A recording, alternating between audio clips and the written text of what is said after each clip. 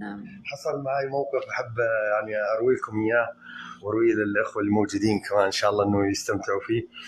أنا في يوم رحت لليمن فذاك الوقت يعني عملوا عزيمة كبيرة، وعمي هناك عنده حفارات آبار ارتوازية، حفارات ضخمة يعني، فله يعني ما شاء الله علاقات طيبة يعني. فالناس جت من شرق وغرب، فحطوا الطعام أكلنا وتهنينا. بعد الطعام قام جابوا يعني شيء أخضر هيك، أنا ما عرفت إيش هو، بس أنا شفتهم يحطوه بفمهم وياكلوه، هذا كمان في البداية.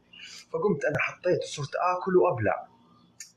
فجأة بعد 5 دقائق لعبت بطني لعب مو طبيعي.